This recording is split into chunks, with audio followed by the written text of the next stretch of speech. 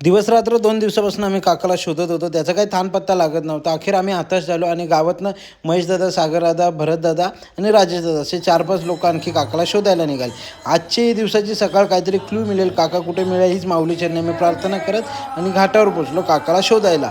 अचानकपणे हेलिकॉप्टर आला. आजचा समाधी सोहळा होता माऊलीच्या मंदिरात, इंद्रायणीमध्ये आणि त्यानंतर गाथा मंदिरावर. अशी हेलिकॉप्टरमधनं पुष्पवृष्टी करण्यात आली. खरंच खूप चांगलं वाटत होतं आणि माऊलीला एकच विनंती करत होतो, आमचा काका लवकरात लवकर भेटू दे. हे सगळे लोक आळंदीत पोचले आणि अचानकपणे घरून फोन आला की काका सुखरूपपणे घरी पोचला. एक अननोन नंबरवरनं कॉल आलेला.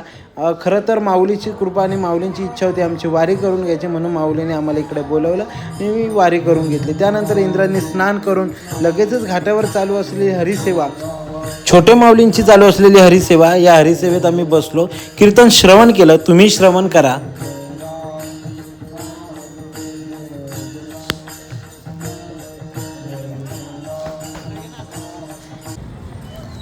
त्यानंतर आम्ही लगेचच आळंदी पोलीस स्टेशन गाठलं, FIR कॅन्सल केले आणि त्यानंतर आपल्याला जायचं होतं माऊलीच्या दर्शनाला.